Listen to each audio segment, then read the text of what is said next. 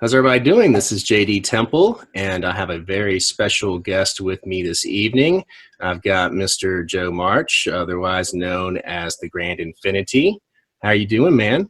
Good. How you doing? I'm doing wonderful, and I really appreciate you coming on to talk about some really interesting things tonight. Oh, yeah. It's my pleasure. So what we're going to get into is, I think it's something that really anybody that's on a spiritual path has experienced at least one time in their life, maybe multiple times. And it really has to do with kind of a shift in your approach to your spirituality. Joe here had more of a psychological approach to his magic, and for probably, like, the first few years of your channel anyhow. So probably for a good, 5 or 6 years or so into the channel is 3 years old now, and I've been practicing 7 years. So yeah, about 5 years, five and a half years. It was a psychological model is how I was going with it. Okay. Yeah. I mean, and I think I have kind of flip-flopped back and forth, and I think that I'm certainly on more of a I have more of a theistic approach to it now. So it's kind of ironic that we're talking about this at this time, because I believe that we were discussing you had this crazy experience that kind of shifted your direction from more of a psychological approach to a theistic approach about a year ago at this time, right? Yeah, it's almost a year ago exactly. And prior to that, a lot of people probably remember his channel was called Psycho Sorcerer. And coming off of that crazy spiritual experience, not only did he kind of come back with a different approach to his spirituality, but he also changed the name of his channel to the Grand Infinity. And I think that, his channel has changed a lot too with that. So I guess, kind of want to get right into it. What took place a year ago, man? I think a lot of people are really interested to find out about it. And I'm finally ready to talk about it too, because it's one of those things where since it happened, people who've watched my channel will know I basically took a month off right in March, where I said, hey, I'm doing a cleansing, didn't explain why. It was just related to what was going on with me. And then when I came back, I was here a little bit and then gone, and took another big hiatus through the summer. And I was just trying to figure out how to adapt to what I had experienced. And when I came back, I kind of just came back and didn't reference it too much. Just was like, okay, so I had an experience, and I just kind of like whatever little bit I had to give to just move past it, I did. I did not want to get into it at that time. But I'm sure you had people that were like, what happened, dude? What happened? Like, what happened? We're not going to let it go. We're not going to get into it. And I just wasn't ready to talk about it at that time. And now it's been a year. I feel like it's the perfect time to talk about it. And I feel like this is a good place to talk about it. You and I have actually discussed it before outside of any recorded material. So I felt comfortable with this arrangement. I actually feel like I like this better than just sitting in front of a camera and trying to describe this, because I think talking through it with you will probably be easier for people to follow, since it is a kind of convoluted story if we get too deep into the weeds, which we might. So like you said, I used to be the psychological model almost completely. There was always a part of me that understood that it could be spiritual, it could be psychological, and my channel at the beginning always took it as both sides. I talk about it from the one standpoint, I talk about it from the other, but the channel was called Psycho Sorcerer for a reason. Because for one thing, I thought it was funny, like maybe I'm crazy and I think I'm a sorcerer. And the other side is I practice what people consider black magic, but from a viewpoint of it being psychological, hence Psycho Sorcerer. Right. That name change happened directly because once I had to accept that it's not psychological, I was like, well, this doesn't suit me anymore. And I also no longer felt crazy. As much as that sounds, that might sound insane to some people to say, once I knew entities were real, I didn't feel crazy. But and I think one thing too, that's the case. Is super interesting is that, like, not only did you have that mental shift, but I mean, you changed tremendously, like physically. Yeah. I mean, really, I mean, it's like you look younger than you did prior to that experience, and I think that is really wild.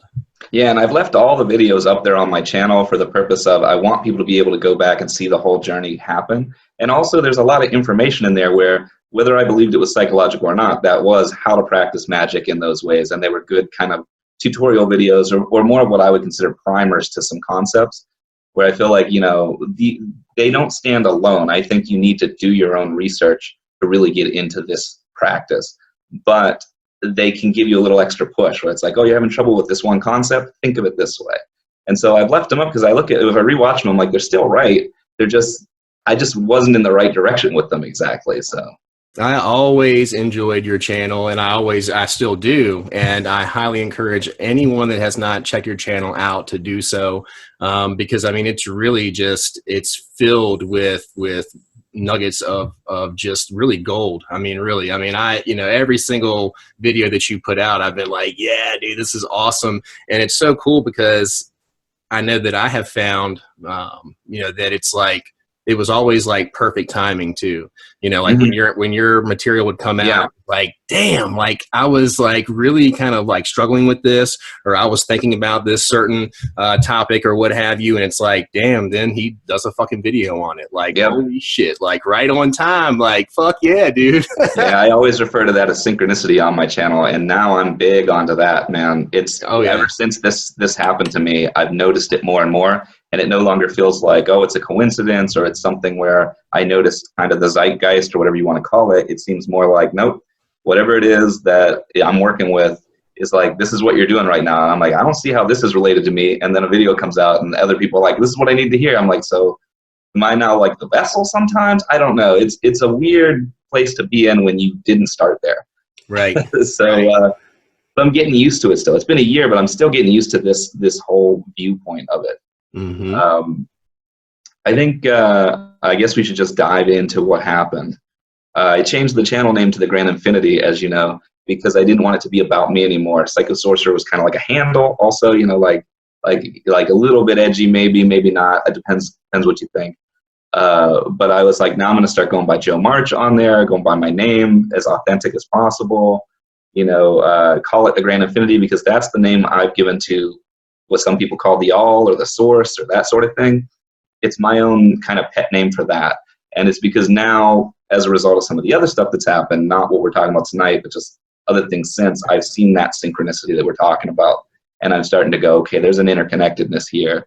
And so I believe in that, and I call that The Grand Infinity. So that's awesome. I mean, like, I think that name is really kind of really suits what you're doing. And I mean, it's like, I've definitely noticed, that change within you and in your channel. It really has like flowed seamlessly. And I think, where you're going with it, it really seems, like I said, like a natural organic transition. Maybe in the beginning, when, you disappeared for a month to deal with it. And I've had that too. I mean, people that watch my channel, they know it's like, and I tell them, I mean, I've battled with depression and different things and really not able to ground myself properly in the past. And they know I'm like, if I disappear for a while, you know what's going on. I am like wallowing in freaking my own self-pity or what have you, battling my own mind. And it's just, that's really not a state of being in which I can create quality content or express anything because, I don't feel like doing shit. I definitely don't feel like doing videos and things like that. So in a dark night of the soul.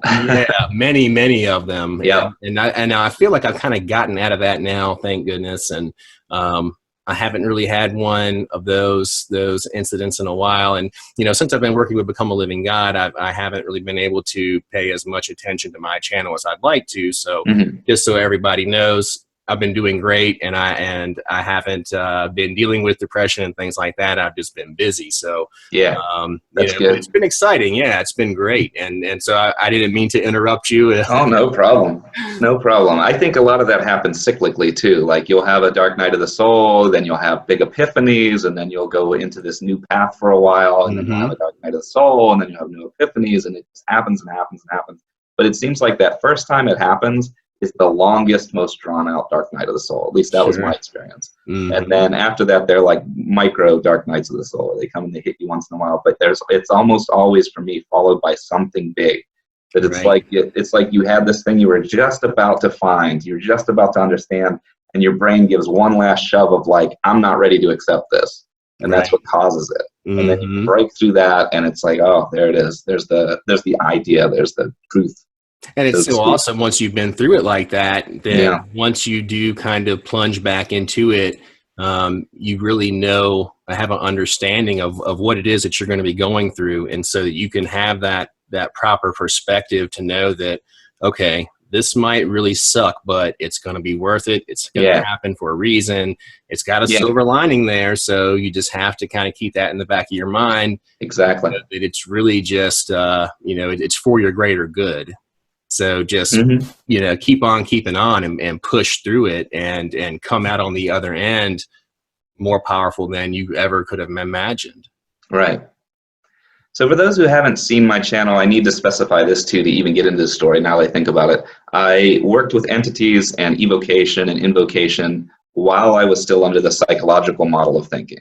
So in my view, what I thought I was doing was conjuring up archetypes of the self, sort of like the Jungian idea, or calling out parts of yourself to get to speak with it and learn about yourself.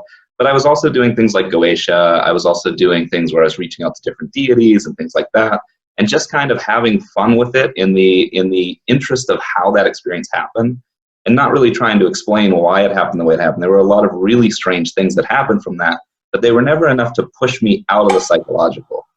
There was always just enough of what do you call it? Possibility of a coincidence, which when I look back at my old journals is funny, because I'm like, oh, okay, it's a coincidence today, then tomorrow, then the next day, then the next day, then another coincidence. It's like, what's the chances of so many things being coincidentally right consistently? Right. But you have to go back and look at your journals or however you keep track of this in order to see that. For a long time, it was like blinders almost, where I'm like, okay, I can still explain this in a psychological way, and that's how I'm going with it. Right. Like that sort of thing. Refuse to see it for what it is. You know? Yeah. And I was starting to toy with trying to prove whether these entities were psychological or spiritual, because I thought when I started that practice that what I was going to be able to prove was that they were psychological. Mm-hmm. So, my mistake. Oops.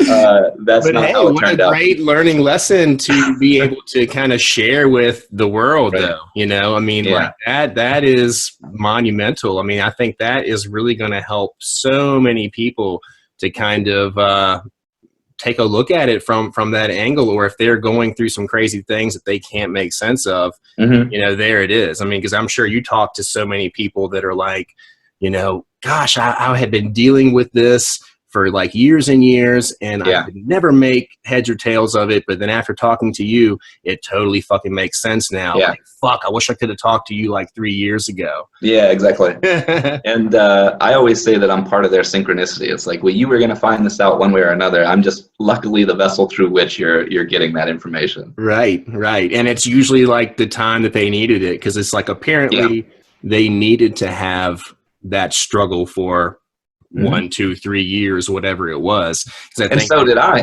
I see it in my own struggle. I'm like, I needed to get to the point I was at last year before I could even handle these things. Right. So I have a video on my channel where I evoke Tiamat, which I love it. A lot of people love that. Yeah, fuck yeah. And that was one of the most intense evocations I've ever, well, it was more of an invocation if we want to be honest about it, but it was one of the most intense invocations I'd ever experienced up to that point. And I just recorded it and then explained with some notes what I was seeing during it and stuff.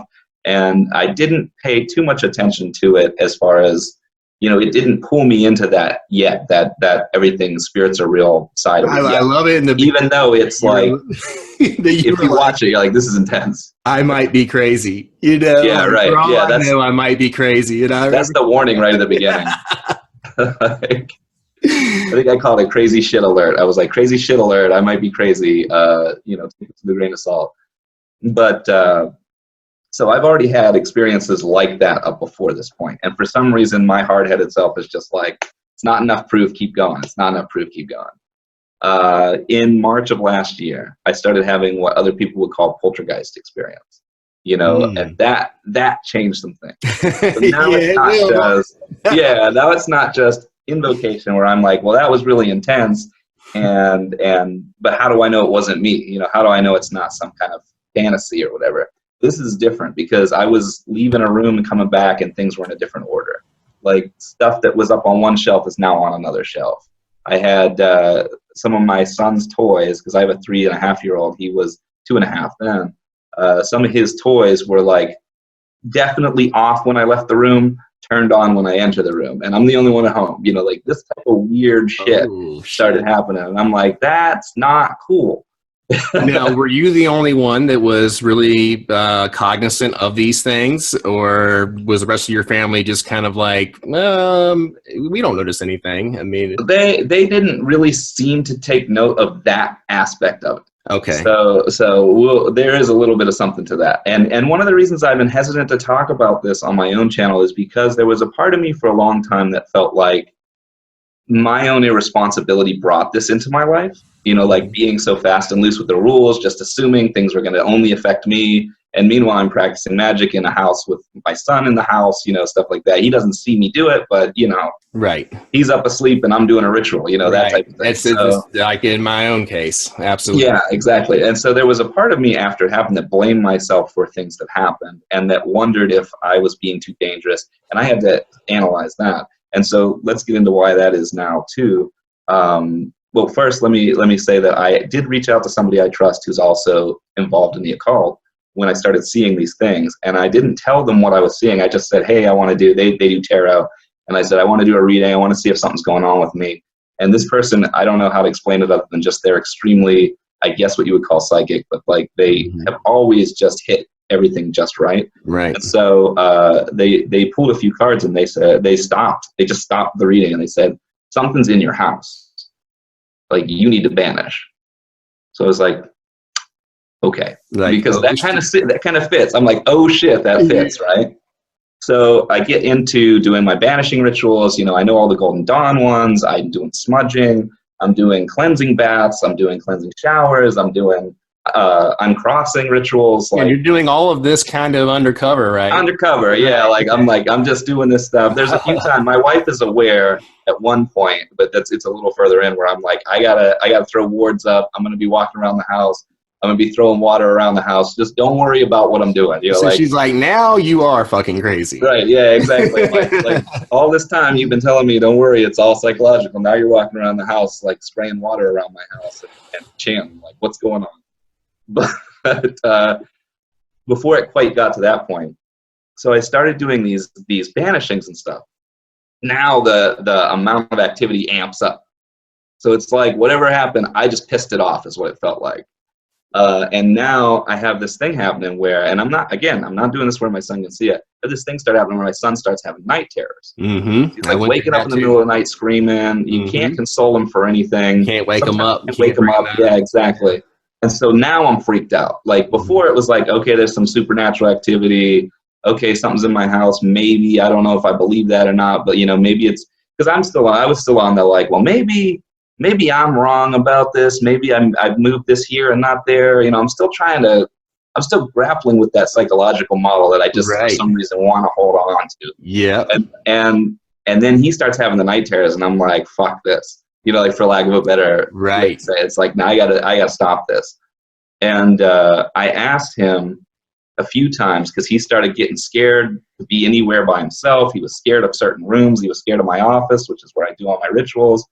And I was like, why are you scared? And he said, because I see a monster in the corner. Wow. And I was like, fuck that.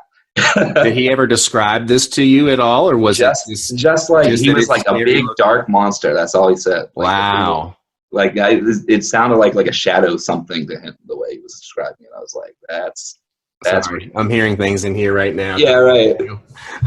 So I mean, it would always be in the corner of the room. Is that right? Yeah, always in a corner. And that's interesting as well because I had that same kind of experience too. Like it was, I could pinpoint by feeling it. I could never see it really, but I could feel it.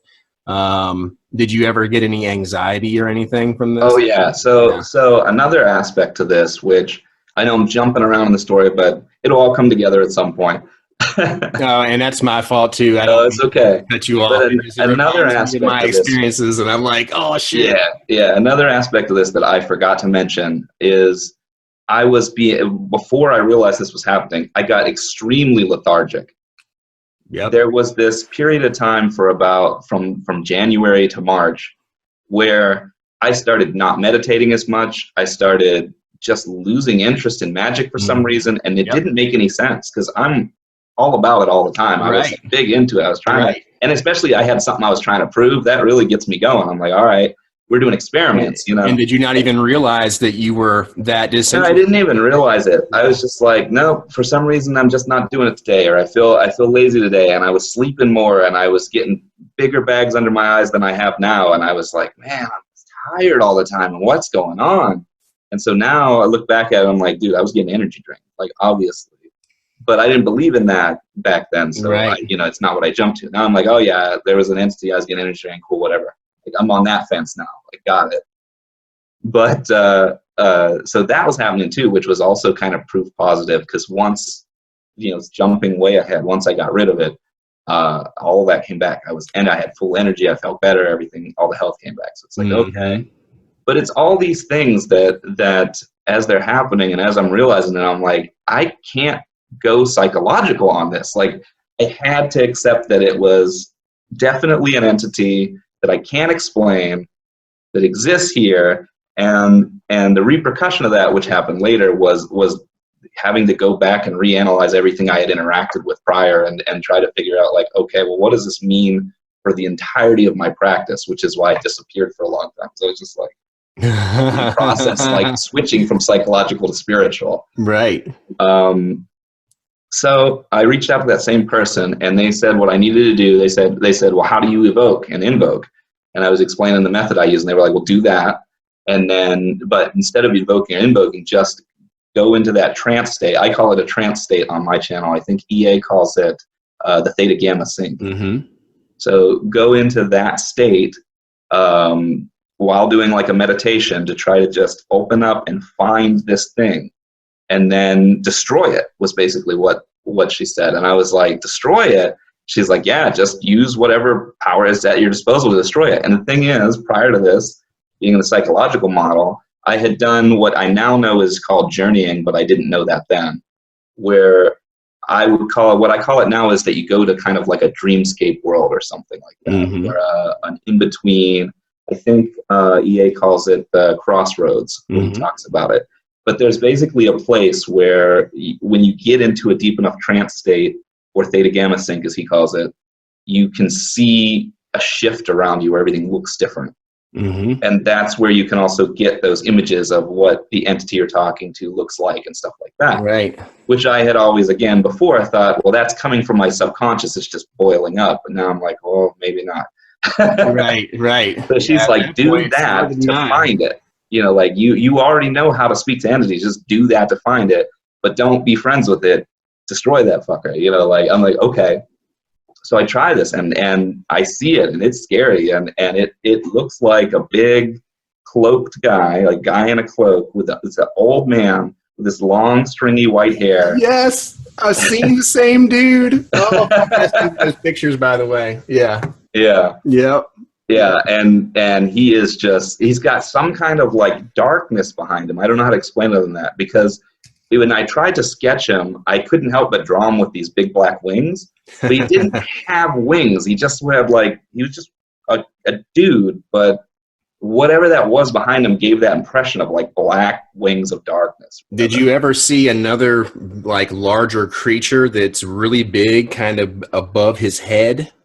I didn't, but I did have an experience once where I saw something bigger that kind of had that similar form to him, but it was like really large and kind of broad-shouldered but skinny down below, like this weird-looking thing. Yep. It was very, very close to that same time period. So I go into that state and I try to deal with him, but of course he's not easy to deal with. And so in the trance, I've always found this before, now not so much, but I've always found before that when I enter trance, I act differently. Mm-hmm. It's almost like it clicks something on that remembers who I am, or something like that. I don't know how to explain it other than that I'll enter that state, and all of a sudden I'm whatever my full potential is. Right. It's like you enter your own like omnipotence. Yeah. And so in when I talk to entities in the past, when I get into that state, everything felt like they were real, but I didn't pay any heed to it, because I've always said, suspend disbelief when you're in the circle, suspend disbelief, buy into whatever system you're doing, because that's how you get it to work. But I had always believed they were real, and I always acted as if they were real, and it never felt like an act. It always just like, in that place, it feels real, so it was fine. So when I got into the trance to deal with him, and he was too tough for me, I immediately just knew to reach out to Tiamat, who, I'd had this experience before. Right. So I reach out to Tiamat, I call on Tiamat, and Tiamat enters into me, for lack of a better way to say it. Just like this energy rushes into me. And I use that to just shoot what basically looks like flames out of my hand in, of course, this mind state. Remember, it's not happening in the room for real. Right. I'm sitting cross-legged in a trance. But I'm shooting fire at this thing, and it's burning it from the ground up, and it's screaming and yelling and screaming until it turns into ash and just blows off. And then holy shit. The next day, my health returns, my son stops having night terrors, all the phantom weird activity goes away, and I'm left having to go, what the fuck? Did you have any communication? Like, was he saying anything to you at all? Yeah, like, he was trying to tell me so. This, or? Yeah, well, when he seemed like he had the upper hand, he was trying to tell me, no, we're alike. You're like me. You don't need to do this. We don't want to fight. He's trying to tell me, oh, you and I are alike. Right. And I was like, no, we're not. Mm-hmm. I don't know what he meant by that, really. I know that it has something to do with the vampirism. I don't know why. He seemed to try. I never had any communication with him. Yeah, he said, we're alike. You don't need to do this. All the time. Did you ever get any marks on your body from this entity at all? That you remember? Not that I can recall, but I was getting really sickly right before this. So it was, I did not look well. Mm-hmm. But I didn't get any physical marks on me. Any panic attacks or anything like that? Oh, yeah. I was starting to have those. So before I got into Magick, if you go back 7 years ago, I used to get panic attacks from my job just because stress bothered me a lot more. Mm-hmm. And using Magick, that's why I went into it from a psychological point of view, because I mostly used it to try to get rid of all my fears, accept things, allow things emotions to flow through you so you can come to grips with things, learn about yourself. So I used it for a lot of self-transformation, and that helped me immensely, which is why I decided to even make a channel, because I wanted to tell people like this, whether it's spiritual or not, this helps people. It was kind of my idea. Well, real quickly, how did you even get the notion to get into Magick in the first place then? Well, when I was a kid, I got interested in the occult. And by kid, I mean like 16, 17 years old. Okay. But I got interested in the occult, and I like to write fiction. So I've never produced anything that's like a published work people can go out and buy, but I like to write, and I like to make up stories and stuff like that. And I kept thinking like, well, wouldn't it be cool if the magic in some story is as close to what people used to believe in the old days as possible?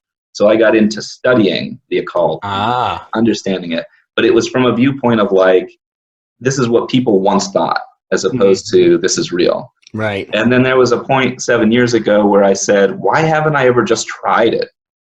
Because I started seeing people like EA and that show up who say like, oh, magic is real and magic works. And I'm like, I've already read about all this. Like, I could just start practicing. Why haven't I at least given it a try just to be able to prove, nah, it's bullshit. Again, I was on that side of the fence. And then I start practicing it, and my life starts turning around. And I've told people before this story, but I did a sigil to get a new job, and I got a new job making twice what I was making within a week of doing the sigil. So it's one of those things where I'm like, this is making my life better. Right. Like in every way. It started out materialistic, because I think we all do, but then it turned into mental self-help and stuff like that. Right.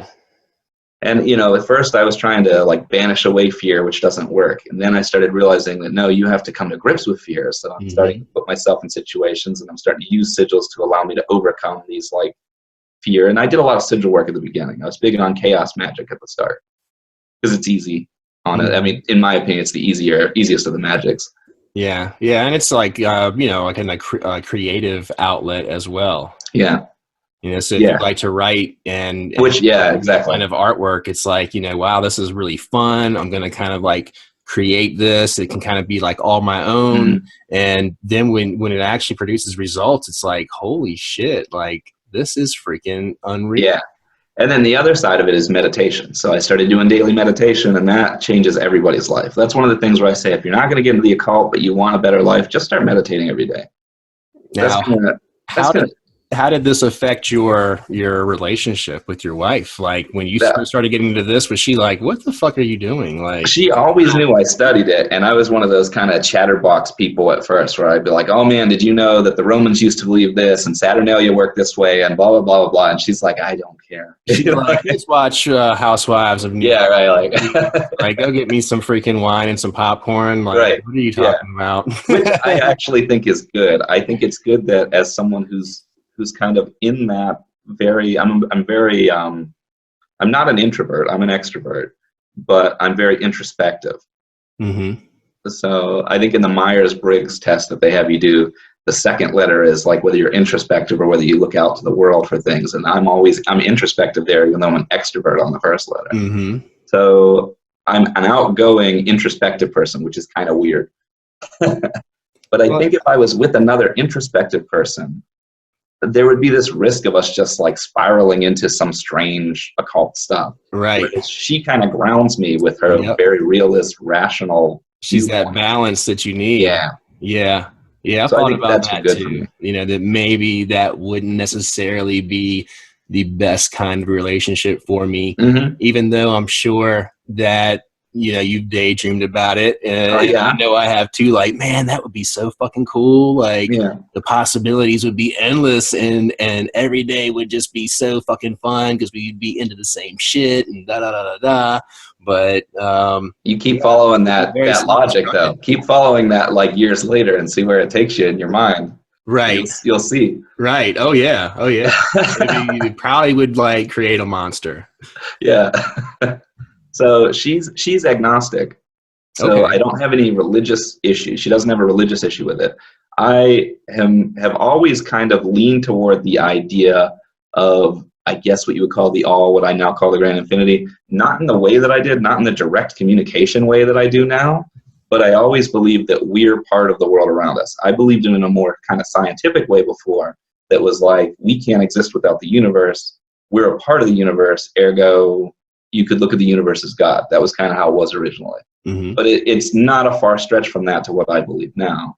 So a lot of the stuff was already kind of how I was. She already loves that person, so that's fine.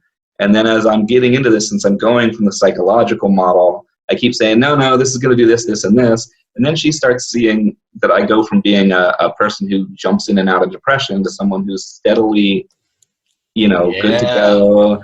I get a better job. I start like cleaning up my act in a bunch of different ways. I'm pulling in more money.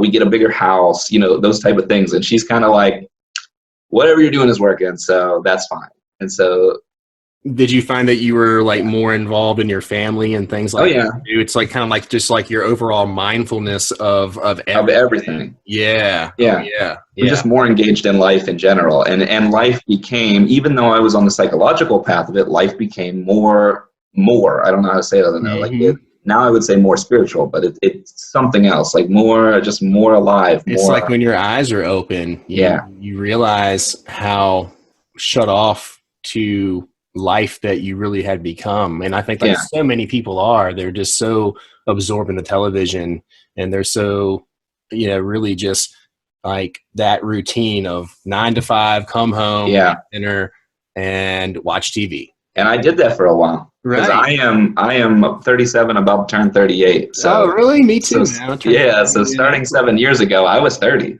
I didn't say, even though I studied it since I was 16, 17 years old. So I've been in the books forever. I was what they called armchair occultist for the longest time. But that's helped you tremendously, though. Yeah, well, I mean, once I started up, it was like, ooh, let me try that. What about that thing I read about? Ooh, this other thing. Like, all the knowledge was there, so it was just like, let's start playing. I bet it was kind of overwhelming because you Yeah. already had so much of that knowledge. It was just like, holy shit, I want to do it all. You know, Yeah. it's like, I was like, wow. wait, this worked. Do all of the things work? And now it's like experiment. Right. But I would say that would be what I consider my first awakening, was when I first decided to practice it and had stuff work. Mm-hmm. I was like, wow, this is real. And so I already had, and that's the thing, even with the psychological model, I already had the understanding that I can make a sigil and cause things to happen beyond me.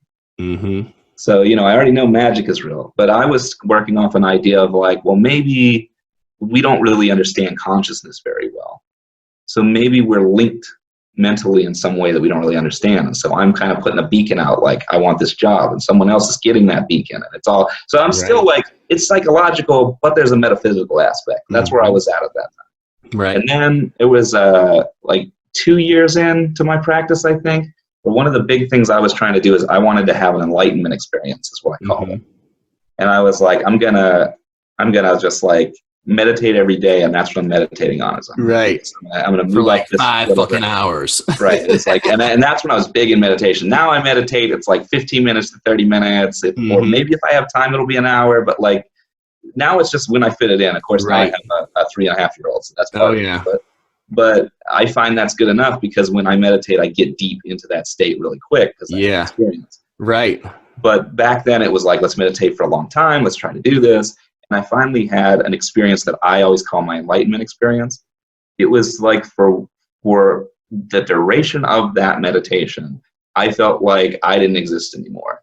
Wow. I was part of everything else.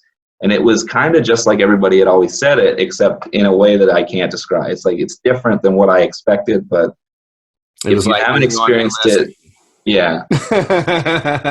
And I went through that, and for a whole day, I felt that like strange connection that you get to everything, which now I get in doses once in a while. But it was for a whole day there. I was like, wow, this is crazy. And then I came out of that, and I was back to real life, and I was like, you know, that was fun, but it wasn't permanent. You know, like it's like, that's why I say an enlightenment experience. And also, I had a sort of depression, because part of that, I felt like it stripped away everything that I was for a second, and showed me that everything that I thought I was, I wasn't. It's like, well, no, you're part of everything. You know, like now this is bullshit now. Like this life is bullshit. Like I want to be over there with that, you know, like this is sucks now. Yeah, like, thanks a lot. I actually ended up getting interested in E.A. Koetting's work around that time, and I got heavier left-hand path at that time, because now, as you know, I follow what I call the middle path. But at that time, I was like, I had this experience that so many people explain as like why they are on the right-hand path, but I'm lacking something. And then right at that time, that same synchronicity, E.A. Koetting has a video that comes on for his soul travel. Soul travel class that he's teaching. And he's like, learn to go up and down the planes, learn to come back, like do this stuff. And I'm like, it sounds like what I just did. But then he goes, and then come back down and recreate yourself. I'm like, that's the thing I didn't do. I was like, okay, so he got me hooked on that. I was like, now I need to know this. Yeah. I was like, that's the part I didn't do. I went up and lost self, but I didn't recreate self on the way back down. So I spent another year doing that afterwards. So that was interesting. But even that wasn't enough to get me out of the psychological thing. It was just like, maybe I tapped into the infinite mind connection that I thought existed. You know, that's what it is. Or maybe there is a grand infinity, which at that time I already looked at the universe as kind of God anyway. So I was like, okay, I'm cool with this. And so I call that my second big awakening. It's just that realization that I am connected to everything, definitely. I don't know how to explain it to someone else, because you have to have the experience to know it. It's so hard to put into words. Right.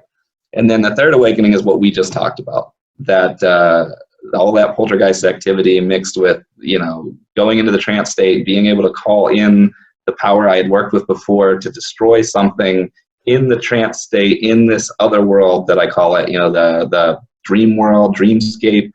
There's not a good name for it, because people think I'm talking about when you're sleeping and dreaming. But if you've ever done it, you're not asleep. You're just in a trance, and your surrounding changes. It's like you're in another place. But having that experience, and then having to come to grips with, yes, entities are real. That's the third awakening. So what did Tiamat say about this? Like after this was over? Yeah, and that's a leading question because you already know. I think we talked about this already. Well, yeah, but but it is good. Yes. Is that something that you're able to share? Yes, definitely. Okay. But it's funny because I'm like, I could be like, funny you asked, but I'm like, no, I know you already know this. When I had worked with Tiamat, and I have another video out about something I call the Order. I would love for you to get into that too. I was going to mention that earlier. Because some people will hear this and be like, but I thought what Tiamat did for you was introduce you to like what the Order really was and et cetera from your other videos. Like, no, both these things happened. Like this, there was the stuff this thing we're talking about only happened in March. And then after that, I'm dealing with the fallout of that. And that's when the stuff with the Order happens that I talk about in that video. So, and that whole year that just passed has been nuts. But Tiamat and I, during that evocation, which is on video, there's a point where I say to her, like, yes, I want something she's showing me, visually. And I clink my wine glass with the offering wine that I have. I drink to it, and we make a deal. And I didn't realize at that time that part of the whole reason I evoke her, if you watch the beginning, is to ask her what the difference between demons and entities and blah, blah, blah, and get into that question. Right. So it's kind of a two-part deal. One is you're going to show me if this is real or not, and the other is you're going to show me how to get this other power you're alluding to that I can get. And the other power thing is the Order stuff that we can talk about if you want. But that I definitely would love for you to get into that. And the proof is this that happened to me. So I did not even realize this at the time. But one of the things that drove me insane, not literally insane, but like I couldn't figure it out, was that I said, even though I'd been doing it from a psychological point of view, I still warded the house. I still had servitors as protectors. I still did banishings before and after every ritual. I was like, how the hell did this thing get in here? Right. Even though I didn't realize they were in it, I was like, was that enough? And then come to find out a few months later when I'm talking to Tiamat again in a trance state, and she says, well, I let it in. You wanted to know. Right. And it's like, no wonder she was like laughing so much during that invocation, because she's like, motherfucker, like this is good. So there are people that are going to listen to this story, and throughout it, they're going to be like, but you had to do all this crazy stuff to destroy it. How do I keep something like this from coming in? It's like, no, this isn't a random thing that came in. Right. This was a targeted thing that came in. Right. Yeah. This was your big test. This was this was like, you asked for it. You got it, brother. Yeah. You said, let's do this. Motherfucker too. Yeah. Oh yeah. Yep. Like you said, let's do this. Okay. And then you drank to it. Right. Like, that's what I believe Eoku Wedding would call a pact. So. Yeah, for sure. And I think hadn't thought of it that way at the time because I wasn't thinking of it that way back then. But now I look at it like, yeah, okay, yep, that's what that was. Right, and it's like they can be like so informal in that way, to where it's not really something that you're actually going to have like a tangible sheet of paper and write something out and have to pass it over to him and sign it. I mean, I've definitely done that same thing myself with Azazel. And at the moment that I did it, I didn't realize it until I was making a video on something else, I think on like Lucifuge or something, and talking about, pacts going through him, and thought, to myself, I was like, well, shit, yeah, I had definitely made informal pacts with Azazel. I didn't even realize it, but not that they were informal. They ended up being a pretty formal deal, but I didn't realize that was what was really going down at the time. So exactly. It's, you think back to it though, and you realize that you were 100% in agreement. Yeah. Oh yeah. And even though you might not have fully understood what it was, they're like, are you sure? There's always this kind of like, are you sure question that comes in, and you go, yeah, I'm sure. Yeah. Like this feels right, man. Like I'm fucking loving this, man. What are you talking about? Shit. And on the one hand, I say, be careful what you ask for. But on the other hand, all of this has turned out great in the long run. It was a horrible experience at the time, but it gave me exactly what I asked for. And I haven't run into another super negative experience like this. Now that I said that, Tiamat will be like, boom, and give me another one. And I think that's why people are always like, the left-hand path is not easy. It's not an easy path. I mean, you're going to have your trials and tribulations, but like I was saying before, if you can always keep that perspective that these things are really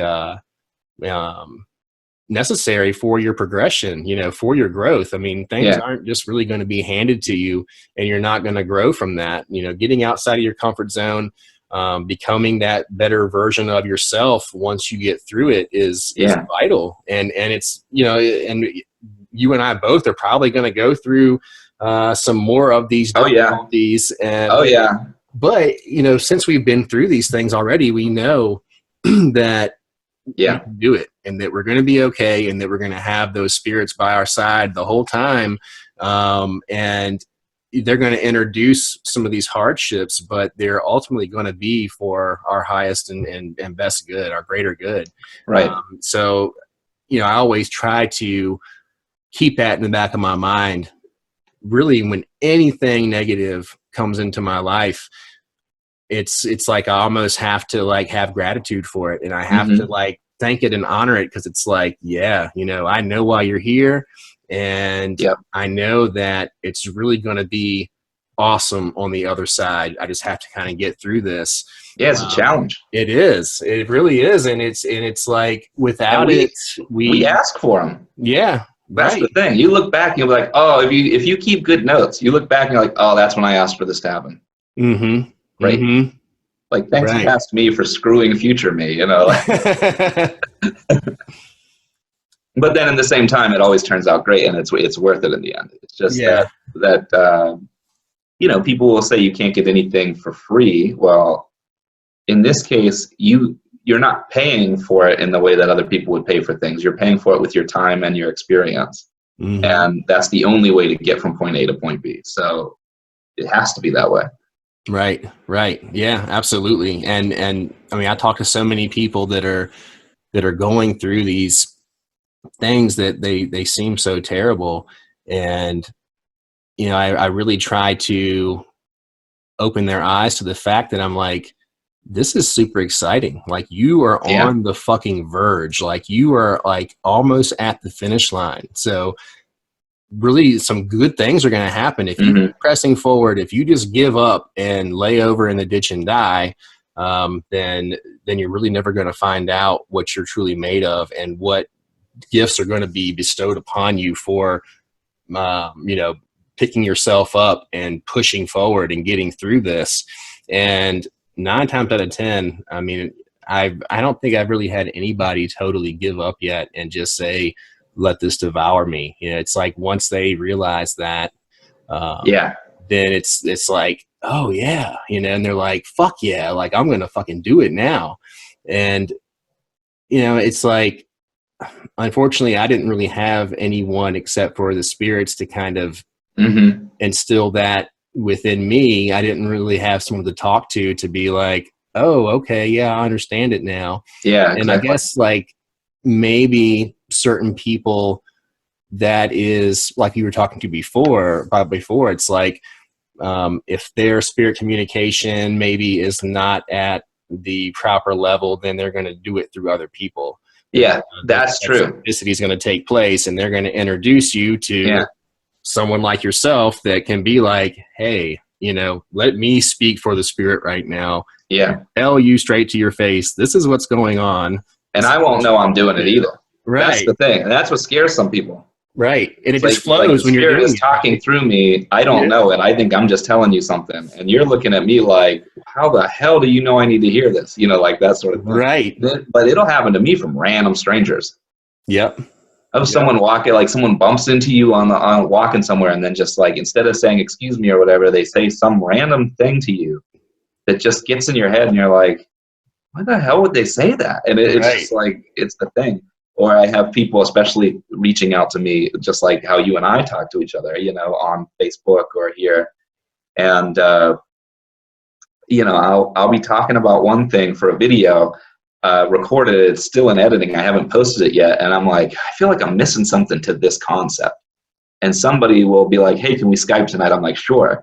I'll talk to them, and they'll bring up the topic. They don't know I'm about to post this video. Right. I haven't told people my topic next time is going to be this. It's just like, wow, you're talking about the topic I'm talking about. I'm like, all right, I'll flow with you because I'm already thinking about it.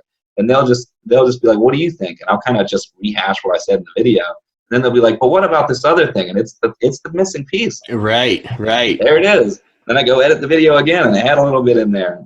Right. It's like we just completed the jigsaw puzzle together. Yeah, you know, and that's awesome that you're able to kind of have both ends of that, you know, that you can give. It's a give and take. Yeah. You know, you can give to some people and then you can receive from others. And that's a beautiful thing. And I receive from people that have no idea. I have people that will talk to me on Facebook and they'll say, man, one day I want to repay you for everything you've done. And I'm thinking, you don't realize how many lessons I've learned from talking to you. Because sometimes someone will ask me a question, I'll answer it, but my wording will be a little different than I'm thinking. I'm like, why did I word it that way? Now I look at it, I'm like, this helps me. This is related to something I'm dealing with. I'm like, oh, Spirit is talking through me to help them and me right now. Right. And they just think I'm awesome, which, you know, bonus. But it's like, actually, I didn't come up with this. This got channeled through me. And they're like, man, one day I wish I could help you. I'm like, you did. I find that I have that, you know, almost with every client as well. If you want to call it a client or just someone that I'm talking to, you know, trying to help through their issues. And I end up, you know, finding that I'm like thanking them profusely because I'm like, you have no idea how much this conversation has helped me. And I think a lot of them are like, what? Really? And sometimes it's confirmation too. Somebody will talk to you. They're like, this is going to sound really bizarre, but have you ever experienced this? And it's like word for word something you've experienced before, but you've never heard someone else talk about it. You're like, oh, somebody else has done this. Yeah, that validation is like unbelievable. And you can't tell on Facebook because I'm just responding back, yes, that's happened. This is what I found it to be, blah, blah, blah. And they probably think like I'm just professorly saying that, but I'm like, oh man, yeah, that happened. You know, that you don't hear that. You can't hear that on the other end. So it's funny. So no, continue. I'm sorry. Okay, so after the experience was done, I had to come to grips with the entities are real thing, which I think, even though I have openly stated it and you know, changed the channel and all that stuff, I think I'm still working on that one. I'm still coming to grips with it. I still have my bouts of like, can I come out with this story? Because once I come out with this story, I can never go back to psychological model. But then I'm like, why would that matter? I know it's real. So there's some part of me that just like doesn't like letting go of that model, and I've had to wrestle it out of its hand. But I feel like this might actually be the clincher. The 1 year mark doing this talk is me stating like, I'm stating this in front of everybody now. This is not like, hey, subconscious, figure it out. You know, like conscious has accepted it. Subconscious, you need to go move on from this. Yeah, well, hey, you know, you heard it here first. Yeah, exactly. So I was dealing with that, and it was harder at first. And so I said to everybody, hey, I'm going to do a period of time where I'm going to do a cleansing, because I didn't know what to call it. Because I basically was just doing smudge work, because that's the type of banishing I like the best, doing smudging, if you've ever done that. And I was trying to spend more time in nature, because that's always made me feel better. Oh, yes, absolutely. And do more meditation. So I was walking away from doing ritual for the whole month or doing any sigils, or I was like, I'm just going to meditate. I'm just going to do smudging. I'm just going to do that. I warded the house up with this new knowledge, thinking like, because again, I didn't know about Tiamat yet. I was just like, I don't know what I did wrong, but I'm going to fix it all. Yep. So like, that's when you have the thing where I'm walking around spraying water around, and my wife is like, what happened to you? I'm like, hey, you know, I've seen some stuff, and we're just going to move on. You know, like, I guess I still wasn't ready to be like, it's spiritual now. You know, like that's a talk for a later time. But which was interesting, which I thought that was going to be a harder talk, because that was about 6 months later. But then she was like, hey, whatever, it's your beliefs. And that was all that happened out of it. And I was like, whoa, that was way easier than I thought it was going to be. Man. I was like, I guess you had some help there with that one too. Yeah. So anyway, I'm doing all that stuff. And for at least a month, I think it was actually longer, but it was a month that I was on a complete hiatus doing that. I am just doing meditation outside and stuff like that, other than my day-to-day job and family stuff and everything. And I started noticing that if I went out to meditate and there was something on my mind and I asked a question, stuff started happening to answer that question. And it wasn't like before where I had to be in trance. I was just sitting there, and all of a sudden, like a bird flies down, or a hawk calls out overhead, or something happens instantly in response to the question. And I was like, am I directly talking to the universe now? And that was just another like, okay, right. what the fuck moment, because it's directly after the acceptance of, oh, entities are real, and it's like that was just barreling it into like all this stuff is real, blah blah blah blah, and it's like everything. It almost felt like everything is rushing to show me like, yes, it is here. Finally, you understand. Like, we've been talking to you all along. Face like 20 times. Yeah. We've been trying to get you to understand this for I think 6 years at that point. It was like, now it's 5 to 6 years. We've been trying to explain this to you, and now you get it. That's kind of how it felt. Mm-hmm. And it's from that I eventually started working with the Morgan, which we've talked about before too. Awesome. Yeah. I was basically not working with an entity at all because I didn't know what to believe at that point. I was still working on it. Mm-hmm. But it felt like the Grand Infinity was talking to me, which is why I changed the name of the channel, because I was like, I'm starting to work directly with whatever all of this is now, which that's its own experience. Mm-hmm. And I like to call that the dance with the Grand Infinity, because it's not like it talks to you the way that these entities do. So it's just like things come into your path and you just have to go through them. And now that I'm open to that, it seems like more of that happens, where I do a lot less ritual to have stuff happen. I just end up in a situation and know where I'm supposed to go, and I'm on a ride now. Right.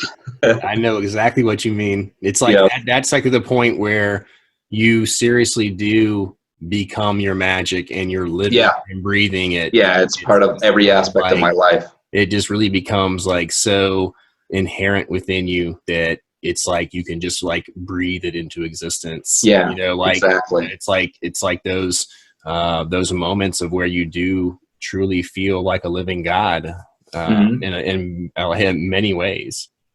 And then I had this moment I talk about in one of my videos where I kept seeing crows, and I was like, I was studying shamanism a little bit at that point, because I was like, maybe I'm moving in a shamanistic direction. I don't know what's going on. I was like, who knows?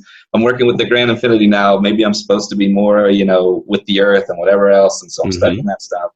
And then crows start showing up all the time in answering my questions. So I was like, maybe this is my spirit animal or something.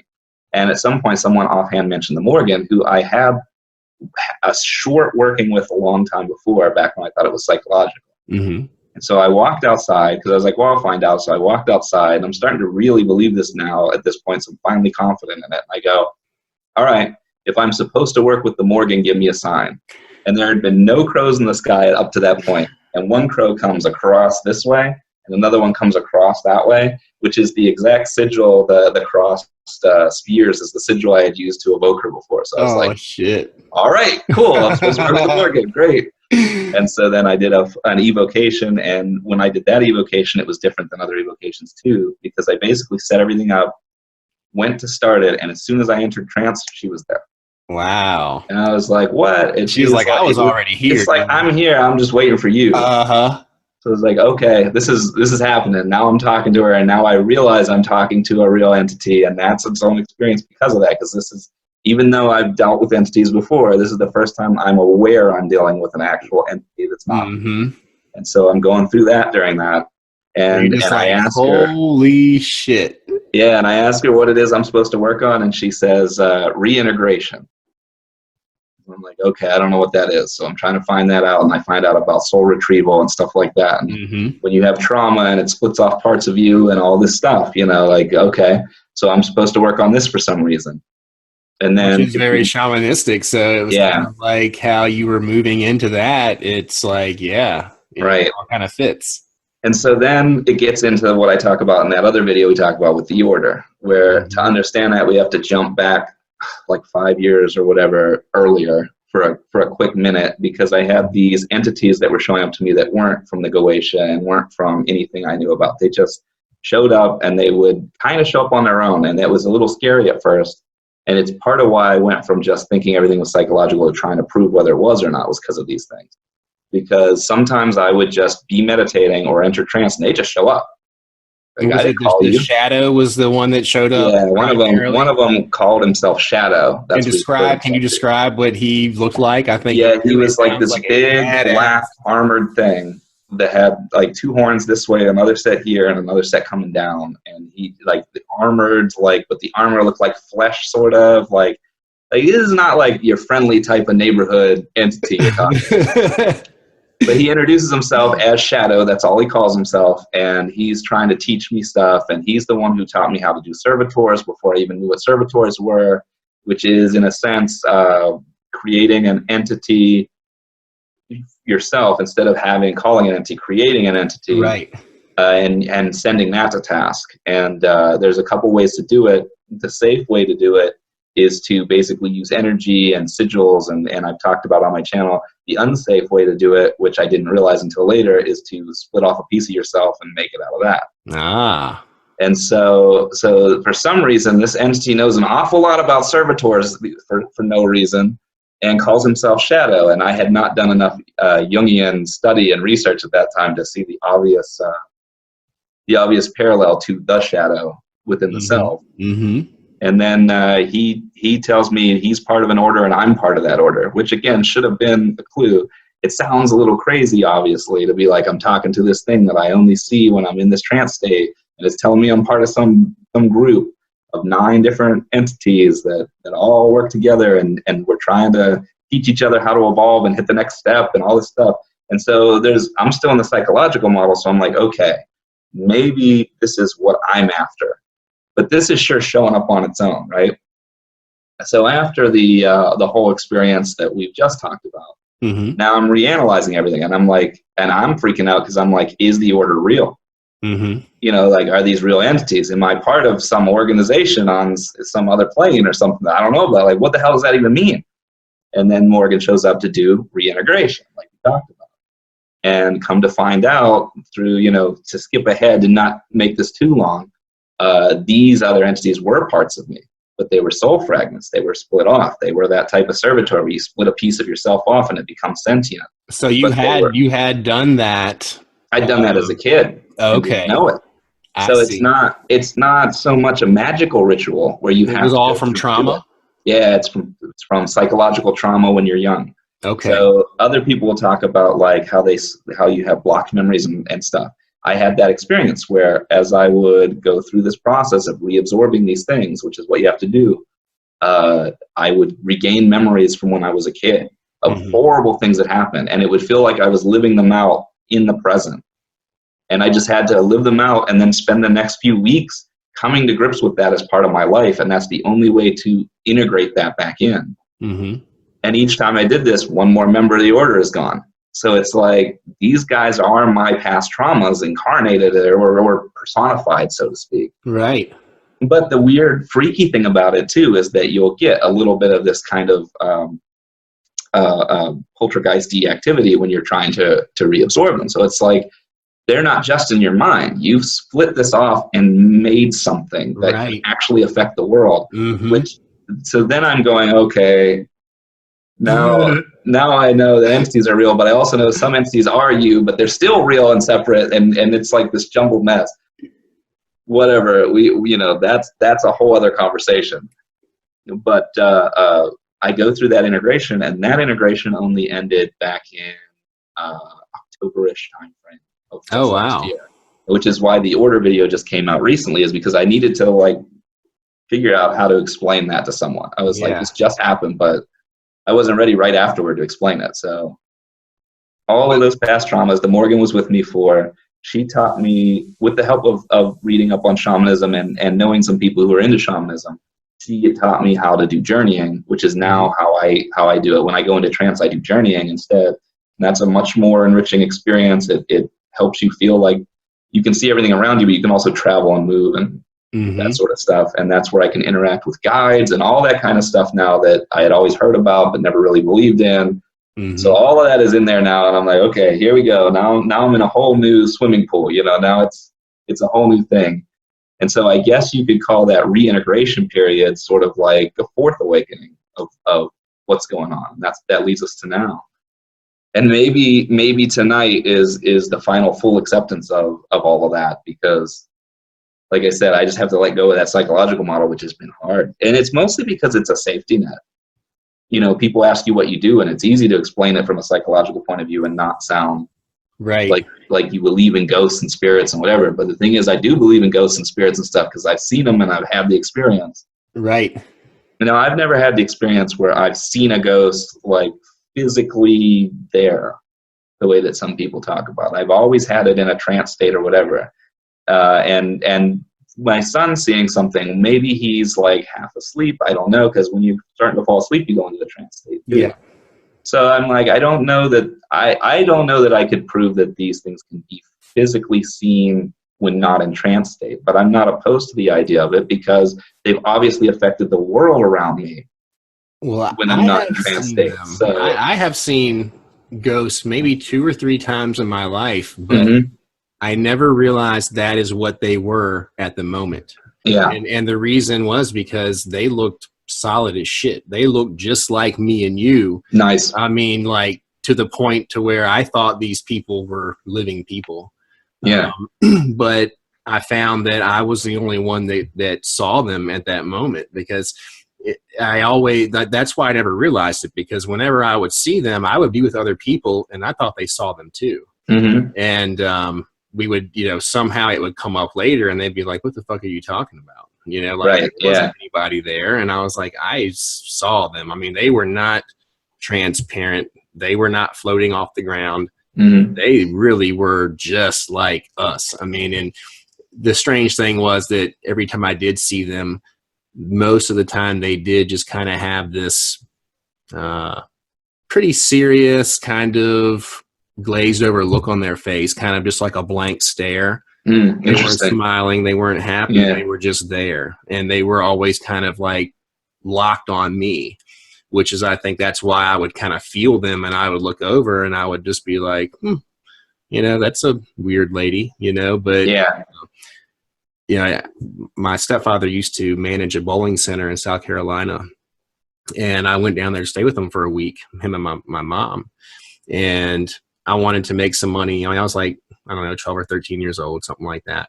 And he's like, well, you can paint the nursery, and like it might take you a couple of days, whatever, and I was like, okay, yeah, cool, I'll do that. So we get there at like 9 a.m., something like that, and he unlocks the door, and it's all dark in there and everything for the most part, and we're walking back to the back of the bowling center, and as we're doing that, there's a snack bar over to the right, and behind the counter, it's kind of like a very narrow, like galley kitchen type deal. And at the end of that, there's an open door that goes to a hallway that's like perpendicular to the kitchen. Yeah. In that door, there was like an older lady standing there, and like, it looked like a cafeteria woman or something. Somebody that would like fit in with like working at a snack bar or whatever, right? Right. And I, as we were walking by, I looked over and I saw her, and I didn't think anything of it, and I didn't say anything to my stepdad at the time. And later on that day, I don't know, I can't remember what I said about her or how I mentioned it, but I said, what about the lady that, this morning she was there working at the snack bar? And he was like, there wasn't anybody else in here. Like, nobody gets here till like 11 o'clock. Yeah. And he got this really strange look on his face. And then that's when he was like, oh shit, you saw something. And then he started to tell me, like, this place has crazy paranormal activity. Yeah. The jukebox goes crazy. The ball return thing will come on by itself. The pin drop deal will go up and down, and just all kinds of wild stuff. And he wasn't gonna divulge that information to me on his own.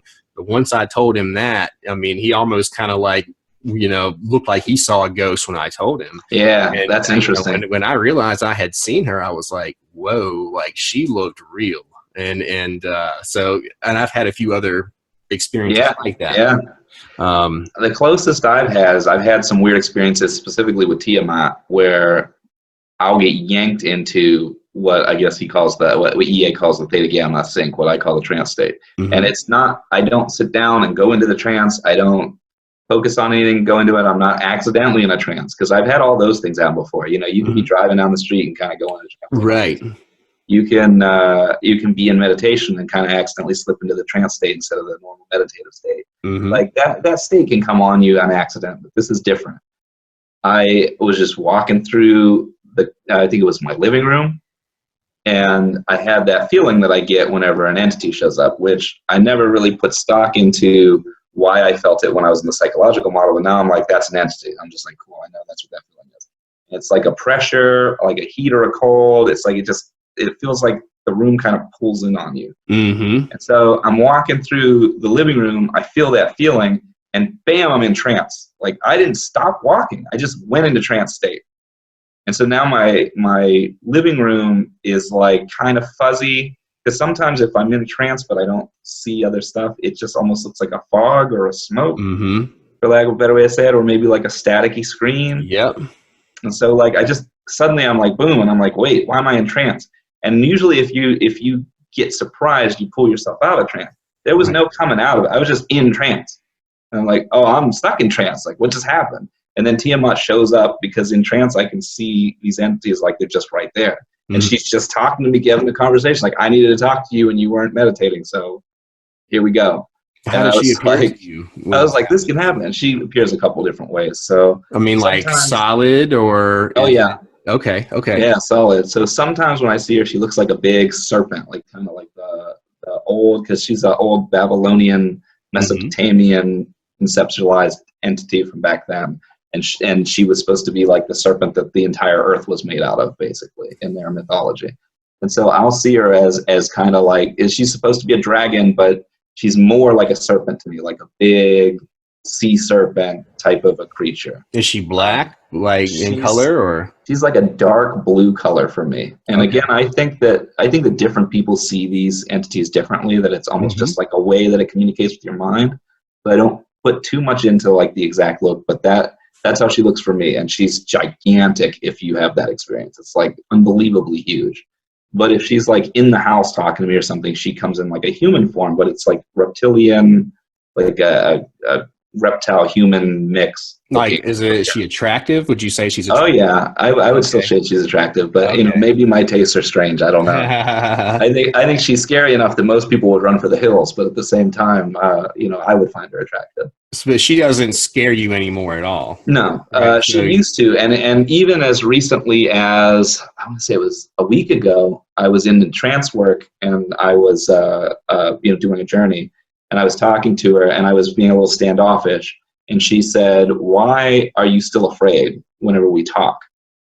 Because, you know, I trust her. You know, we work together. She goes, why are you still afraid?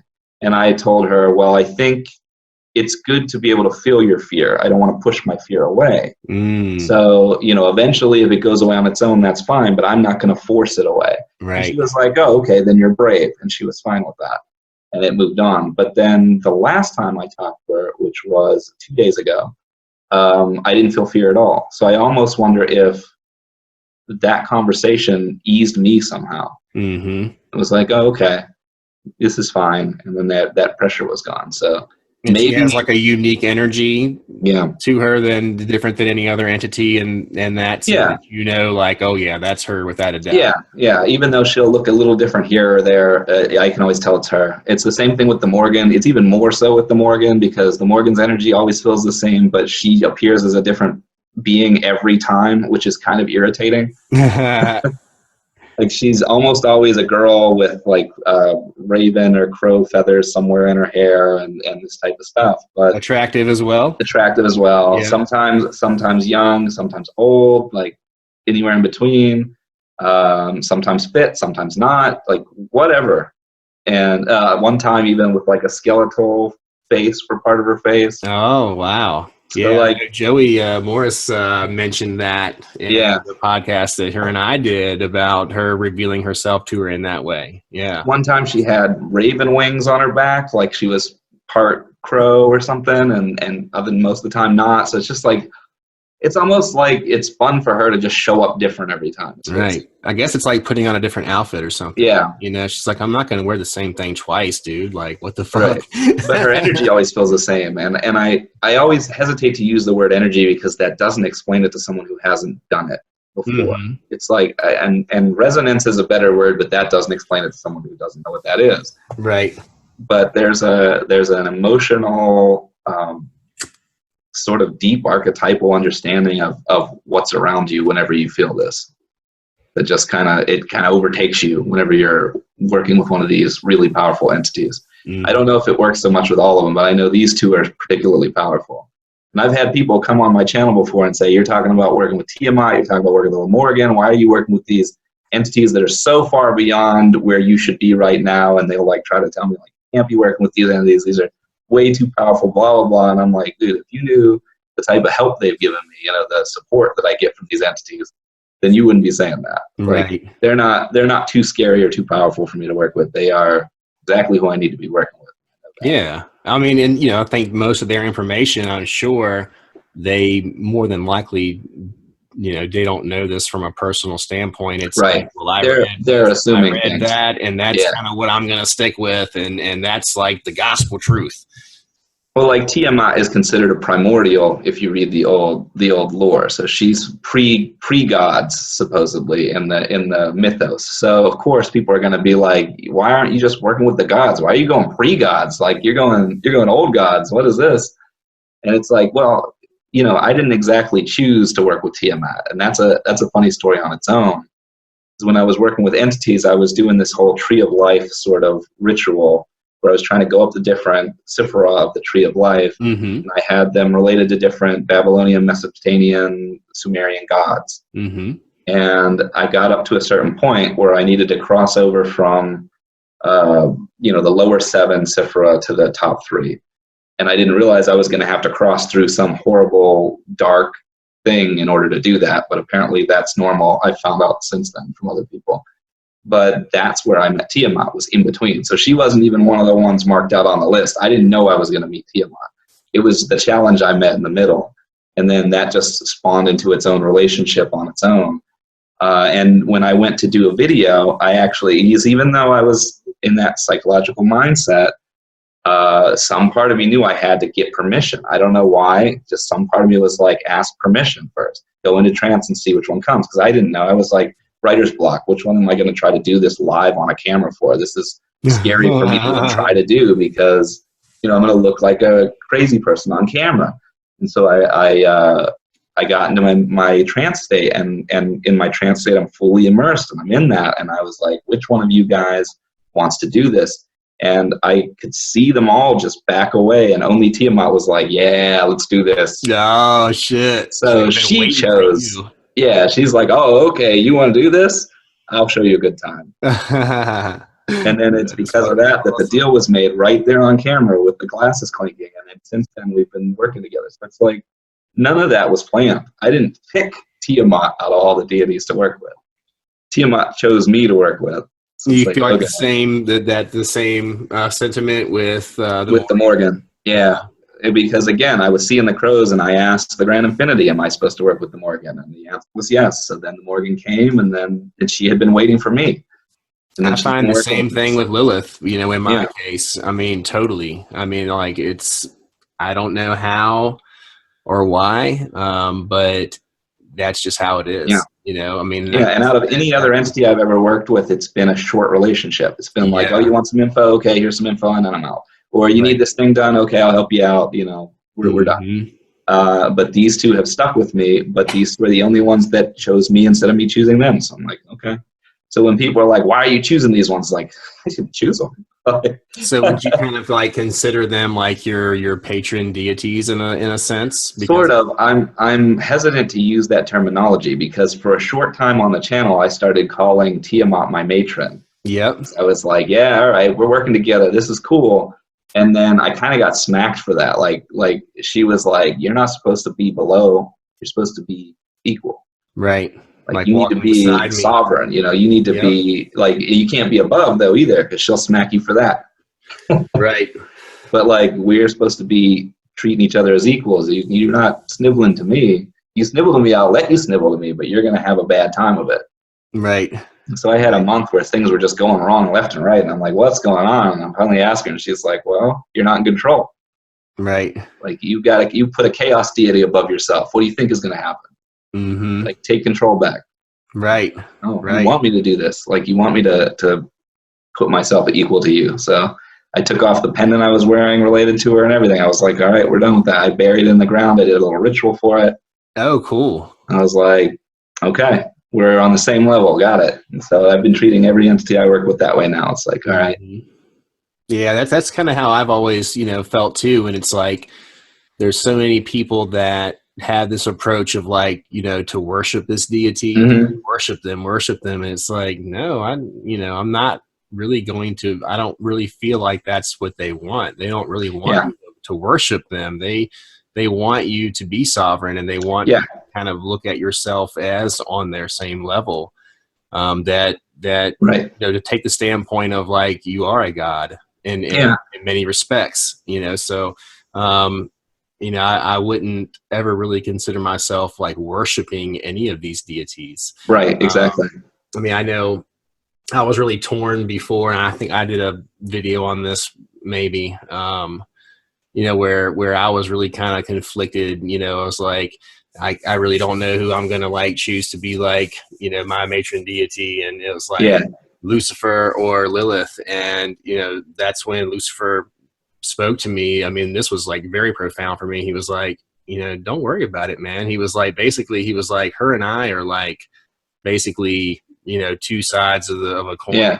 And like the yin and yang. Yeah. And I was like, okay, cool. So I was worrying about something for nothing really. Yeah. And so, you know, it was like, you know, you can have it both. And I was like, you know, because it's like, we're, you know, it's kind of like, yeah, it's like, he's the like the masculine aspect, and she's the feminine aspect of like this same entity almost. So I was like, wow, cool. You know, and like that really, like that changed a lot of things for me. And it actually like empowered my workings with both of them because of that moment. So it was, that was really huge. Yeah, and I find Tiamat and the Morgan work fine together because both of them are kind of that same style of teacher. That's trial by fire on everything. It's like, all right, I'm going to put you through something, and then you're going to learn something. And if you don't learn it, I'm going to keep putting you through the exact same thing until your hard head realizes, oh, this is repeating. This is a lesson.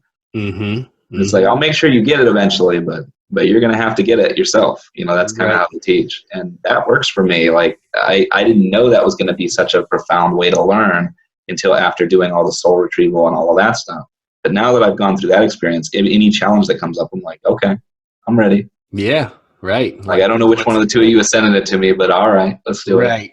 Right. Yeah, and that's really kind of how I try to look at everything now too. And, you know, really just try to like always go with the flow.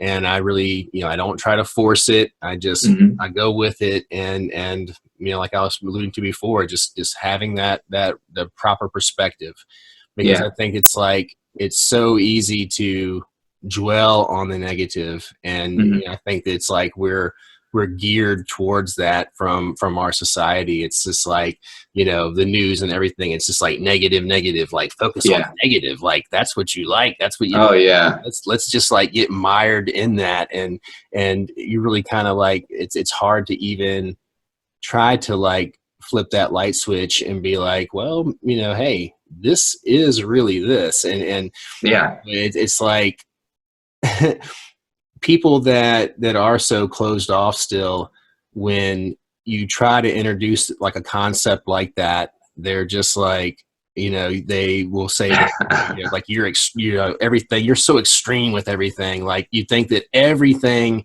in life is really like the opposite of what it is. And you want to read into it, and you want to try to like pick it apart. And like, it's like, yeah, cause I want to find the real meaning in it. Yeah. You know, it's like, I don't think that really anything, especially like, you know, in regards to like the media and stuff, it's like, it's never ever what they are telling you it is. There's always like a hidden truth in there that's not what they're introducing.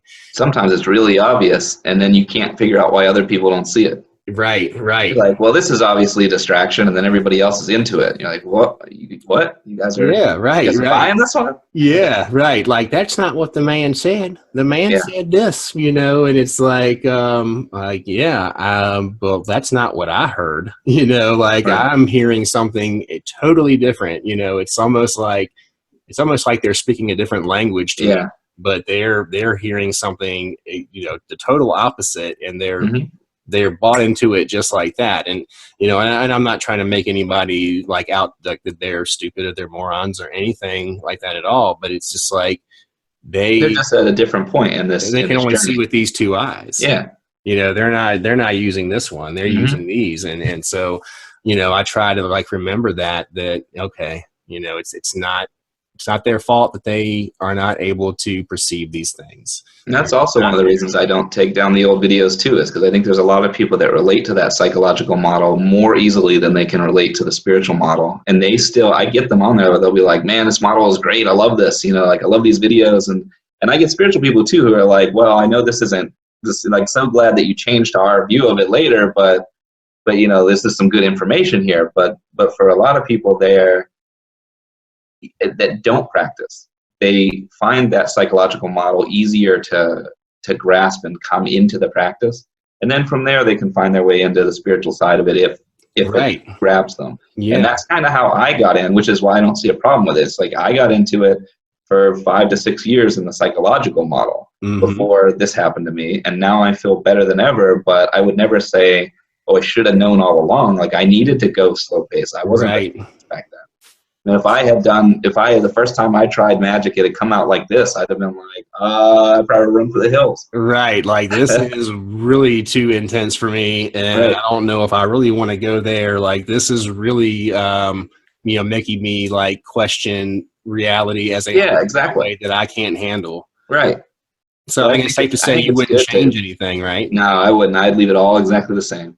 Mm-hmm. Yeah, I'm there with you on that too. You know, it's as hard and crazy as it's been, you know, as wild as and difficult as the journey has been so far. You know, I definitely wouldn't change anything either. I mean, I'm happy with where I'm at, and you know, I hope that I always feel that way. But I'm sure that, like we were talking about before too, that, you know, there's going to be more tests, there's going to be more difficulties, and we should like always expect that and never really get too comfortable. Right. Yeah. One of the things that happened when I was working with the Morgan during the soul retrieval, the reintegration, she said, when this is all done, you'll have 3 options. She said, you can either go back to the way things were, you can retire from Magick, or we can move forward, and it'll be your choice. And I was like, well, why wouldn't I choose to move forward? And she's like, just wait, because I hadn't gone through all the soul retrieval yet. So when I went through it all and I realized, like, move forward is going to be more of this in the future. Like, there's going to be more challenges, there's going to be more of that. But I saw the value of it. And retire was, you can just stop. Like, but the impression I got was, this is your last chance to stop. Like, if you want out of Magick, if you're like, okay, I've reintegrated enough that now I'm a healthy individual, I could just be a normal guy now. Right. It's like that option is here for this brief moment. And then the other option to go back is to go back into the psychological model, go back into that way of thinking, and to ignore everything that had just happened. But her warning was that was going to lead to disaster, because I'm going to just end up fragmenting again and all that stuff. And it would be even harder later on to try to go through this process. Right. Maybe then the order would have grown to like 21 or something. And so I reached a point where I was like, okay, I finished that. Now is that decision. And I realized it was easy to say, I'm not going back to the old way, which I now realize also was a matter of having to continuously stay true to that after that fact. But it was actually hard to make that decision between, like, I could just retire. But as the more I thought about it, the more I was like, I can't, like, I just can't let it go. You know, I need to know more. I need to go further. Right. And she was like, you know, it's going to be more hard work. And I was like, yeah. So I'm fully aware that, that exactly what you said, there's more challenges constantly coming down the horizon. But I talked to her few months after that had happened, and I was like, okay, I was like, how do I make sure that I definitely go forward, because that's what I want? She goes, oh, you made that decision already, that's done. And I said, oh, okay, I just was worried that I don't slip, I don't want to slide. She goes, oh, you're past the point where you can change your mind. And that kind of unnerved me a little bit. I was like, past the point where I can change my mind. She's like, yep, now we're moving forward with this, that's your life now. I was like, okay. It's like, okay, so I guess you're going to help me out. You're going to give me the energy or help me with that to do this. And you're not going to really allow me to get lazy and complacent. Right. You know, maybe so now I'm in whatever this is. And the thing is, I don't know what that even really means. It's like, I'm going forward with whatever this search is, whatever this journey is, but I'm just walking down a path that I don't know where it leads. So it's like, oh, okay, this is different. This is definitely different than before when I was experimenting of my own will. Now I'm like, going where the channel of current is taking me. Right, like as it unfolds day by day. Yeah. And each time I see a little more, and I'm like, oh, this is going to be part of my life, but it's very different now. But that was it. I had to come into that accepting that nature instead of being completely controlling over what I was doing. So really, it's not like making conscious plans anymore. It's kind of like I'm going to not necessarily fly by the seat of my pants, but it's a little bit like that. But synchronicity has gone off the charts because of it too. So ever since I've just kind of got accepted that, like, okay, whatever comes, we're going to go that way, and we're just going to be as authentic as possible and just keep moving forward and learning from everything. Then anytime something big comes up that seems like it's a roadblock to me doing any of this stuff, I think, oh man, it'd be great if this happened. And then it just does. I don't need sigils. I don't need anything. And so that freaked me out too. I was like, so wait, the sigils were just to help me all along, and now am I reaching another point? Am I at a point where I don't need those tools? Or is it more that because I got these entities helping me, they're doing it? So they're like, oh, I already got you. I don't know. I try to figure that out too. You know, when that happens with me, it's just like, am I doing this, or are they really the ones behind the scenes, like pulling the ropes and all of that and making this happen? And, you know, it's like, or if it's some of both, you know, I don't have the answer to that question either. And all I know is that my mind continues to get blown every single day. And so I've had to build a new model for my understanding, just because that way I can let it go. Because if I don't let it go, because basically what they said is like, you just got to move on. We're real, so just accept that and move on. And I was like, but my mind can't handle the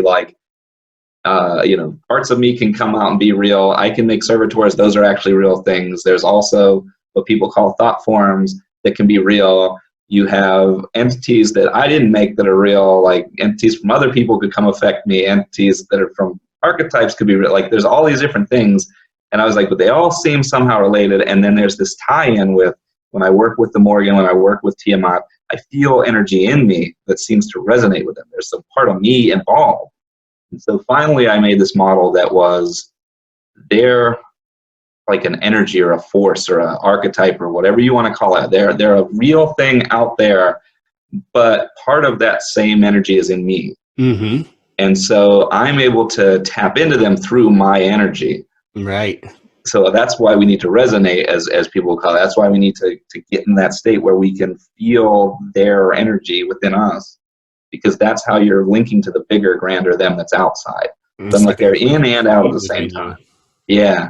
And so once I accept that, I went, okay, I can understand that, and then I can get the idea that maybe I can take that energy off and make something out of it too, because then it's in and out of you again. So I'm like, so this is how they're the same, even though they're different. And I was like, okay, this works. And I go, I know for sure this is not how it is, but this is as close as I can get.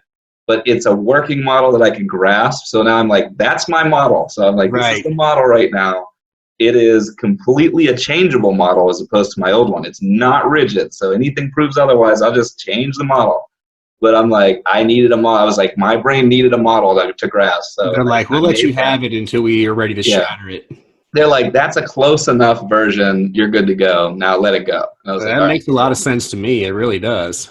Yeah. It feels right. It really does. I mean, that's super interesting that that you can really like take that piece of yourself and create conscious entities with that can do whatever that you want them to do. I mean, that is really awesome. And I think a lot of people are going to be like, hey, I am going to be servitoring it up, motherfucker. Oh yeah, right. Yeah. Just be careful.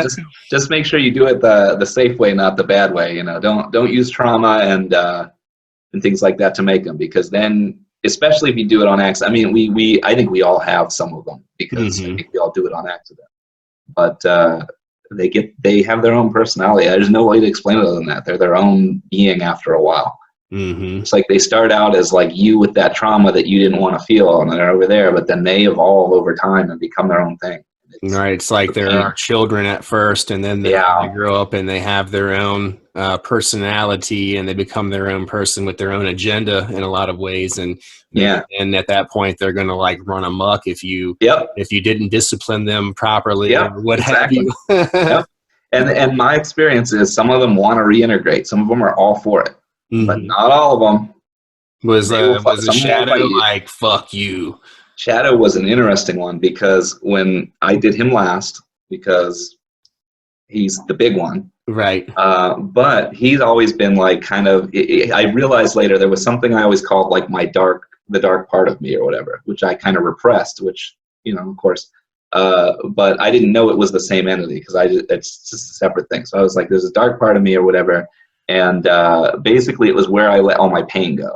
Mm-hmm. It's like when I feel pain or whatever, I would shove it to the side, but shoving it to the side is putting it in this place. That was like feeding him, basically. Yeah, and then there's this thing inside of me, and you could see it happen sometimes. You lose it, fly off the handle, and it's because this repressed something exists somewhere there. Mm-hmm. And so I didn't realize for the longest time that he was that thing, but eventually I did, and I was like, okay, so he's last. But when I went to do that, when I went into the trance, into the journey state to do that particular retrieval, I closed my eyes, went into the trance state, and when I opened them, I was Shadow. And the other me was coming to get me. Oh, so wow. It was like trippy as hell, man. Because like, here's me coming to absorb me, but I was like, but I'm Shadow. And then I had this like absurd epiphany that like all the pain and all the whatever the emotion, this is the real me. Like Shadow is the real me. That other me is the personified what I want to be me. Right. Like real that's the one you have to kill. Thing. Yeah. Oh. Now I have to decide to integrate with that. Like, oh, okay, this is weird. I was like, that was a strange one. So how did that end up working out? It worked out. Okay. Within the journey itself, it felt like a battle because there was some part of me that still felt the need to fight for individuality. I can't explain why, even though I wanted to join, like I had to prove that the other me was worthy of it somehow. And there was just a big knockdown fight. And my idea was like, whoever wins is going to be in charge was kind of the idea. And I won, but I was Shadow. So like, I've always kind of said that the me that was the pain me is the me who won, but we merged, you know. I've always said that I think that I am my shadow self. Yeah, like, it was so weird. I am like what I would consider, you know, my real self to be. You know, like that is me. You know, so it's really crazy that you put it like that because that's really kind of how I've always felt about myself. Like that's wild. You know, it's almost kind of like.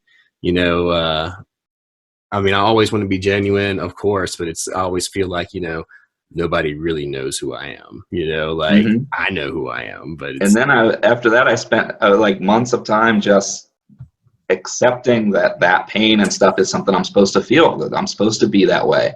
And slowly but surely that confident self I used to be as that persona came back to being a part of it, but it's now interlaced with that feeling sensitive.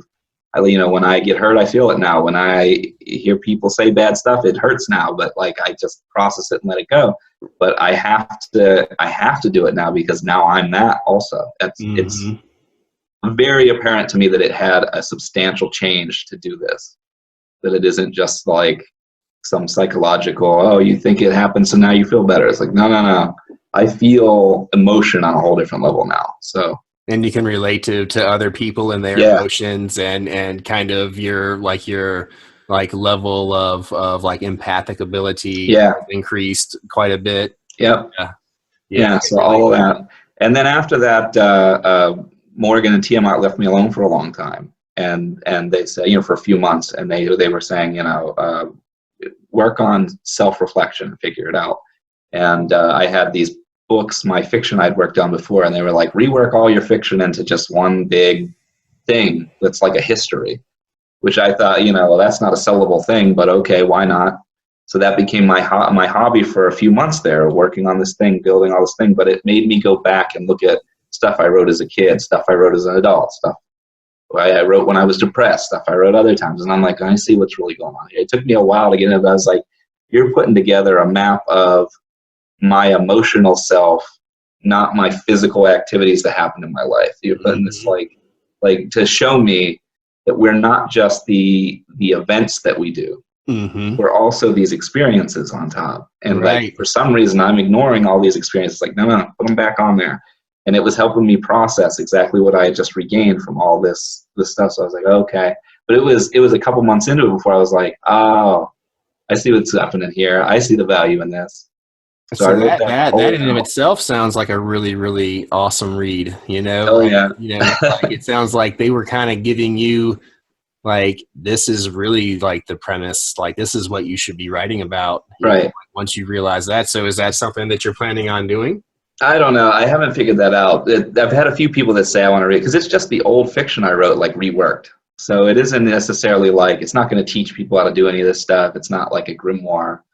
But some people who I've talked to about it are like, dude, I want to read it. They're like, I just want to see what is your emotional mind like spilled out into, for 38 years, spilled out into one document. It makes sense to everyone in different ways. I think they would be able to relate to it in their own lives and be like, wow, they'll probably get several takeaways from that.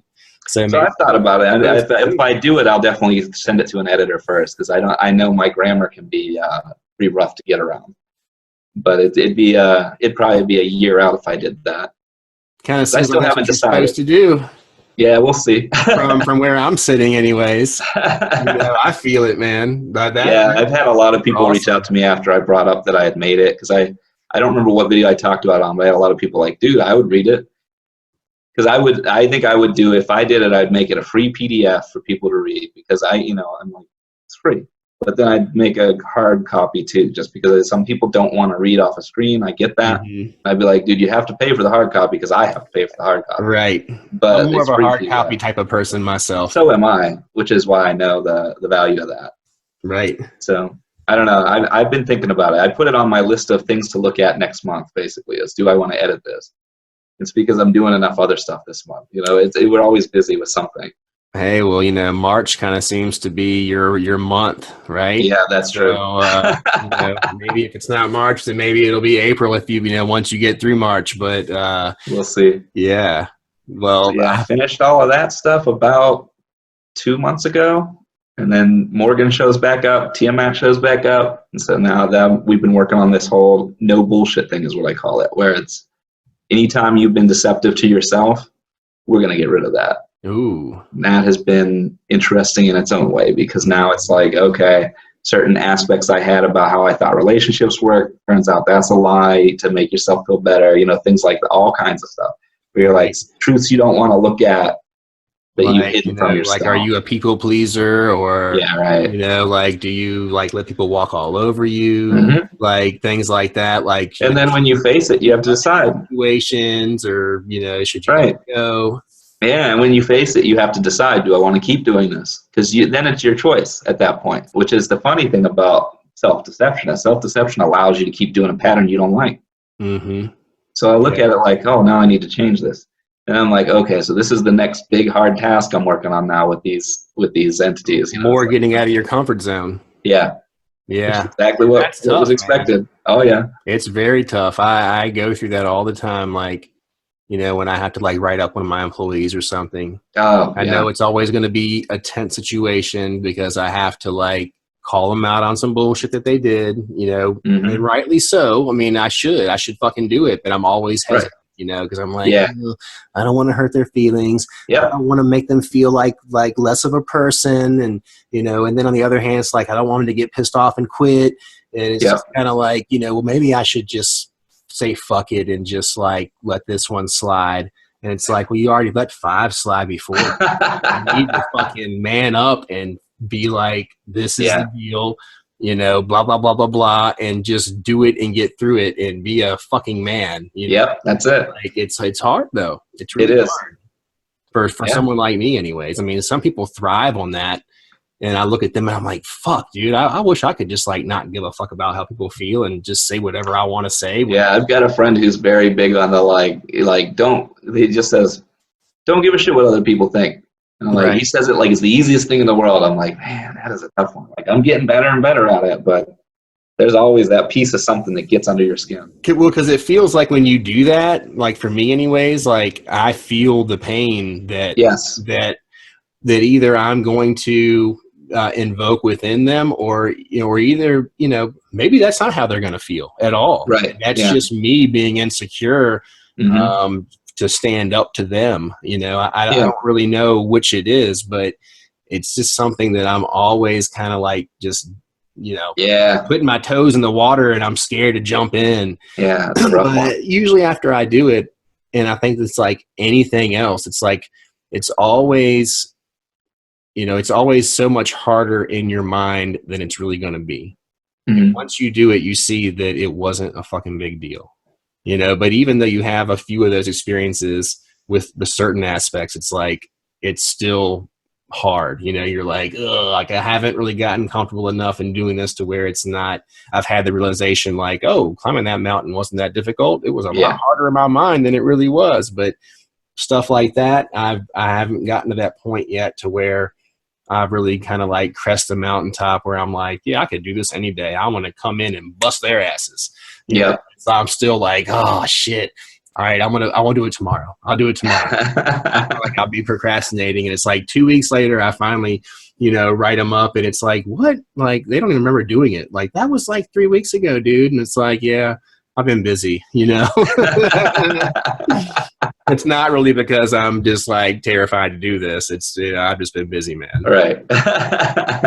But I really want to thank you for coming on, man. Thanks for having me. Great, and I really appreciate you sharing all of this with everyone. And I really, really encourage everyone to check out your channel, which is the Grand Infinity. Thanks. And when they go on there, they can check out all of your older Psycho Sorcerer stuff too. Yep. I mean, I don't know how many videos do you have now. It finally passed 100 a few months back. So cool. Not quite 200, somewhere between 100 and 200.